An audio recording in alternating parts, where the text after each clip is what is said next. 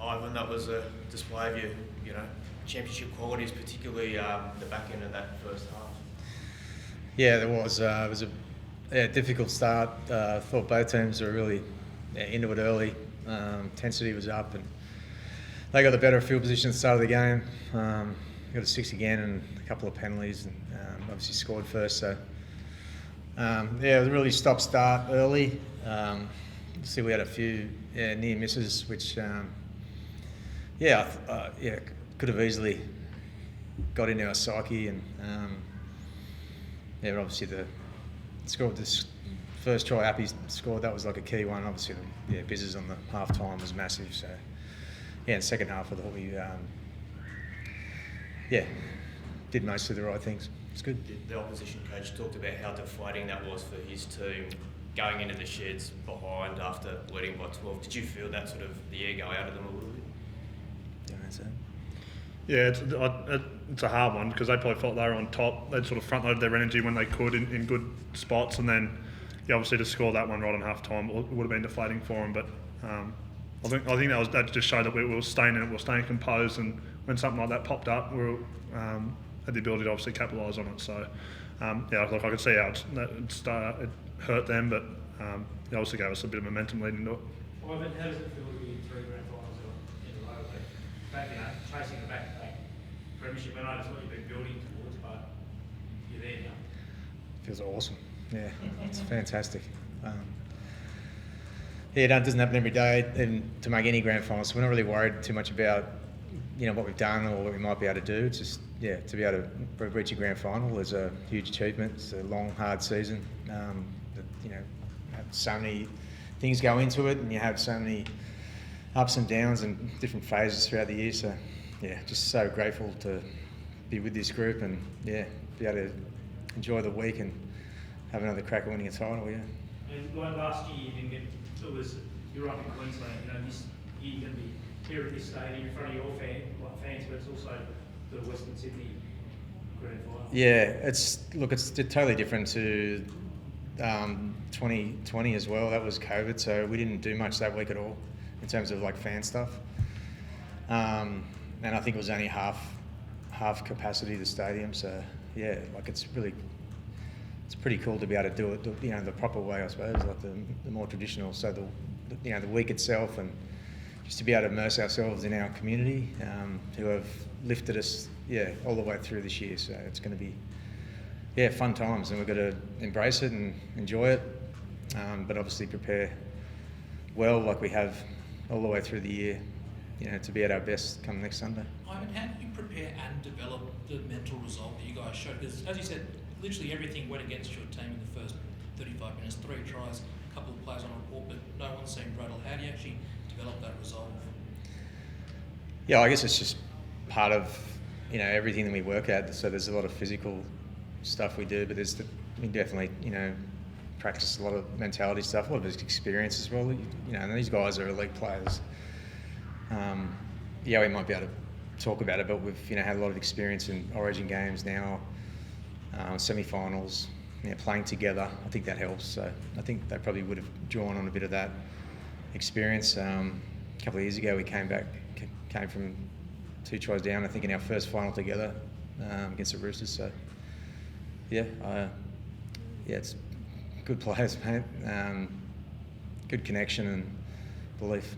You've got some good players, but are you worried a few of them might not be available next week? Let's start with William and Kikau. No. No issue with the tackle whatsoever? Well, I don't think it's going to be a suspension, no. What about... Billy has a lot. He's had a lot over the years of near misses because he's so big, and it always looks a little bit more, I don't know, just looks worse than it is usually. And Jerome Blue, I think he was placed on report for the high shot on Graham. Any concerns there? Might be out of pocket, I think. Ivan, what did you make of Parramatta's performance last night, and what do you think of the challenge that they'll present for you next week? Yeah, I thought they were really good, really brave. Huge win up there, especially the way the game went. They probably didn't go as they like in the first half. They were possession against them, a lot of field position against them, and they looked in a bit of strife in the second half, and the Cowboys were coming home strong. which they've done all year. But to be able to win the way they did, yeah, they'll get a lot of confidence out of that. It's pretty obvious, you know, they've had some success against us this year too. So we've had a lot of big games against them, you know, over the last few years. Pretty exciting matchup too for Western Sydney. I think, yeah, really big fan base and great for the game. Ivan, there was a lot of talk before that week one finals game that they might have had a mental edge over you or something, given their record. But do you think you guys sort of put that to bed in week one, that there is no mental challenge when it comes to playing Parramatta? Yeah, look, there's you know, the 2 games we lost. There's some context around that. I mentioned that at the time. But we've had a lot of games with them where it could have gone either way. So, yeah, they don't have a mental edge over us. No. What about Taylor May? Is he any chance of playing next week? Where's he at? Is he hamstring? Yeah, he's some chance. Yeah, so we'll see how he goes. Yeah, probably by Wednesdays we'll want to make that call. So we'll see. How's Spencer going? He had a fantastic night, but obviously he ended early with that high tackle. Yeah, he's all right. He's fine. Yeah, a little bit emotional, but he's good. No, he's fine. Yeah, he's good. Were you worried seeing him on the sideline in such heat? No, he controls himself pretty well, Spenny. Like he is emotional. And he doesn't take a backward step. So, but it's probably good that he didn't get back on. But First send off in a finals game since the last one. Played that day. Yeah, I mean, obviously, I think most people would agree that was a send off. Yeah, well, actually, Yowie was saying, yeah, probably.